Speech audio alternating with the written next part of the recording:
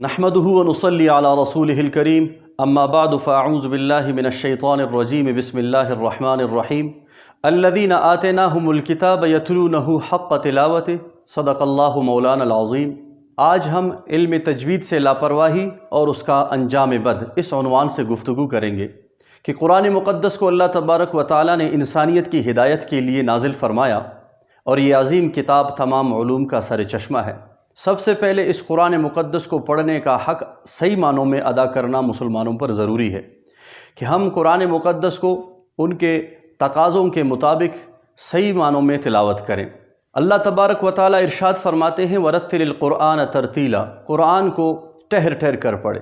حضرت علی رضی اللہ تعالیٰ عنہ اس آیت کی تفسیر میں بتاتے ہیں کہ اس سے مراد علم تجوید ہے، یعنی قرآن مقدس کو تجوید کے تقاضوں کے مطابق پڑھا جائے، پھر اس کے بعد ہم ان کے فضائل کا مستحق ہو سکتے ہیں۔ نبی علیہ الصلاۃ والسلام نے قرآن مقدس کی تلاوت کے بہت سارے فضائل بیان کیے ہیں۔ آپ صلی اللہ علیہ وسلم نے اسے افضل العبادہ، بہترین افضل عبادت قرار دیا، اور آپ صلی اللہ علیہ وسلم نے یہ بھی فرمایا کہ کوئی شخص قرآن پاک تلاوت کرے اس کو ایک حرف کے بدلے 10 نیکیاں ملتی ہیں۔ لیکن اگر کوئی قرآن مقدس کی صحیح معنوں میں تلاوت نہ کرے، اس کے حروف صحیح معنوں میں ادا نہ کرے، وہ تقاضے پورے نہ کرے جو کسی صحیح تلاوت کے تقاضے ہوتے ہیں، تو یہ بھی احاطہ ہے کہ قرآن پڑھنے والے ایسے بھی ہیں جن پر قرآن لعنت کر رہا ہوتا ہے۔ ایک تو اس میں وہ شخص بھی آتا ہے جو قرآن پر عمل نہیں کرتا، دوسرا اس میں وہ بھی آتا ہے کہ جو قرآن میں تبدیلی کرتا ہے یا ترمیم کرتا ہے، تیسرا اس میں وہ آتا ہے جو قرآن میں غلطی کرتا ہے اور اس کو غلط پڑھتا ہے۔ غلط پڑھنے والے عموماً 2 طرح کے ہوتے ہیں جنہیں فن تجوید میں 2 اصطلاح متعارف ہیں، ایک لحن جلی اور دوسرا لحن خفی۔ لحن خفی تو وہ غلطی کہلاتا ہے جس میں مفہوم معنی تو نہیں بدلتا لیکن اس کو سمجھنا مشکل ہو جاتا ہے، اور لحن جلی وہ غلطی کہلاتا ہے جس میں معنی اور مفہوم قرآن کا بدل جاتا ہے، جس کے پڑھنے اور سننے والے گناہگار ہوتے ہیں۔ نبی اکرم صلی اللہ علیہ وسلم کے زمانے میں عرب اہل زبان تھے، وہ قرآن کو صحیح معنوں میں سن کر پڑھا کرتے تھے، ان کو نہ علم تجوید کی ضرورت تھی نہ ان قواعد و ضوابط کی ضرورت تھی۔ لیکن بعد میں عجم جب اسلام میں داخل ہوئے تو انہوں نے قرآن کی ادائیگی تلفظ میں بڑی غلطیاں کی، جن کی وجہ سے فن تجوید وجود میں آیا، حروف پر نقطے لگے اور اسی طرح حرکات و سکنات الفاظ پر لگائے گئے تاکہ پڑھنے میں دشواری نہ ہو۔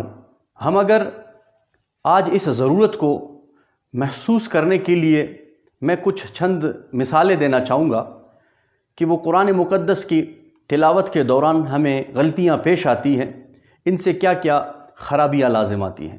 مثلاً اہم عبادت آپ نماز کو لے لیں۔ نماز میں ہم الحمد شریف پڑھتے ہیں، اگر الحمد شریف پڑھنے کے دوران ہم غلطیاں کریں، جیسے الحمد میں ہا کو ہم دو چشمی والا ہا پڑھیں، تو اس صورت میں اس کا معنی و مفہوم بدل جاتا ہے، جس سے نماز تو خراب ہو جاتی ہے، انسان گناہگار ہوتا ہے۔ اسی طرح صراط میں طا کے بجائے ہم تا پڑھیں، اس سے بھی مفہوم بدل جاتا ہے اور نماز فاسد ہو جاتی ہے۔ اسی طرح اللہ الصمد میں صاد کے بجائے ہم سین پڑھیں، اس سے بھی معنی بدل جاتا ہے اور انسان گناہگار ہوتا ہے۔ یہ یاد رکھیں، جب آپ کی تلاوت ٹھیک نہیں ہوگی تو آپ کا نماز ٹھیک نہیں ہوگا، جب نماز ٹھیک نہیں ہوگا تو ظاہر ہے نماز کے متعلق آتا ہے ان الصلاۃ تنہا عن الفحشاء والمنکر، نماز بے حیائی اور برے کاموں سے روکتی ہے۔ تو وہ نماز کیسے جاندار ہو سکتی ہے جس میں تلاوت کے تقاضوں کو پورا نہ کیا جائے؟ آج کل اگر کسی بچے کو کوئی اہم مضمون میں ماہر کرانا چاہے تو ان کے لیے اسپیشلسٹ مہیا کیا جاتا ہے، چاہے وہ کسی اسکول، کالج یا یونیورسٹی یا کسی مدرسے میں سائنسی مضمون ہو یا کوئی بھی مضمون ہو۔ لیکن تجوید کے حوالے سے ہم عمومی طور پر غفلت کے شکار ہو چکے ہیں۔ تجوید کے حوالے سے ہمیں یہ توجہ دینا ہوگا کہ ہم خود اور اپنے آنے والی نسلوں کے لیے انتظام کریں کہ ایک اچھے قاری اور فن تجوید سے واقف ایک شخص کو مقرر کیا جائے اور صحیح معنوں میں اس سے قرآن سیکھا جائے۔ کوئی یہ نہ سمجھے کہ میرا عمر گزر چکا، میں بوڑھا ہو چکا ہوں، یا میں عمر کے اس حصے میں ہوں کہ میں کیسے تعلیم حاصل کروں۔ لیکن یہ یاد رکھیں کہ انسان کو علم ماں کی گود سے قبر کی لحد تک حاصل کرنا چاہیے۔ اس میں نہیں شرمانا چاہیے کہ میں آج کسی مسجد کے امام یا قاری صاحب کے سامنے بیٹھوں اور اس سے الف با ثا سیکھوں یا قرآن کا تلاوت سیکھوں۔ اس میں شرمانی نہیں چاہیے۔ اس کی فضیلت کو مد نظر رکھ کر ہمیں یہ سوچنا ہوگا کہ ہم اس فضیلت کو کیسے حاصل کریں گے۔ نبی علیہ السلام نے فرمایا خیرکم من تعلم القرآن وعلم، تو میں بہترین شخص وہ ہے جو قرآن پڑھے اور لوگوں کو پڑھائے۔ تو قرآن پڑھنا، وہ پڑھنا جو آپ صلی اللہ علیہ وسلم نے بتایا، وہ اس صورت ممکن ہوگا کہ ہم اس کو سیکھنے کے لیے قاری کے سامنے بیٹھیں گے اور سیکھیں گے، پڑھیں گے۔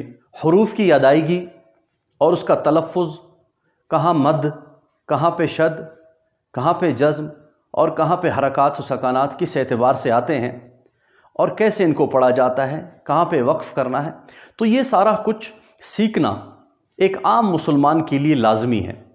اگر کتابی شکل میں میں کہوں کہ تجوید پڑھنا پڑھانا فرض کفایہ ہے، لیکن ایک بہتر انداز میں جو لحن جلی پیش آتا ہے ایک قاری کو، کم سے کم اس سے ہر مسلمان کو بچنا لازمی ہے۔ ہر مسلمان کو حتی المقدور اتنا تلاوت کرنا کہ وہ صحیح معنوں میں حروف کی ادائیگی صحیح کر سکے، وہ واجب ہے۔ باقی کوئی کوشش کے باوجود اگر حروف کو صحیح ادا نہیں کر سکتا، تلفظ اس کے ٹھیک نہیں ہوتے، مسلسل کوشش کے باوجود، تب وہ معذور کہلاتا ہے۔ لیکن بحیثیت مسلمان ہمیں قرآن پڑھنے کے لیے جو بھی مواقع ہمیں میسر ہوں، ہم ان سے استفادہ کریں اور اپنے قرآن کی تلاوت کو درست کریں، اور اس کے لیے ہم عرب قراء کو سنیں اور ان کی نقل اتارنے کی کوشش کریں، اور باقاعدہ کسی قاری کے سامنے بیٹھ کر سبقاً ہم بنیادی قواعد سیکھیں اور مشق کریں، تاکہ ہماری نماز اور ہماری تلاوت درست ہو سکے، اور تاکہ ہم ان فضائل اور ان برکات کے مستحق ہوں جن کا وعدہ اللہ تبارک و تعالیٰ نے ہم سے فرمایا ہے۔ دعا ہے کہ اللہ تبارک و تعالیٰ ہمیں قرآن صحیح پڑھنے اور سمجھنے کی توفیق عطا فرمائے۔ وآخر دعوانا ان الحمد للہ رب العالمین۔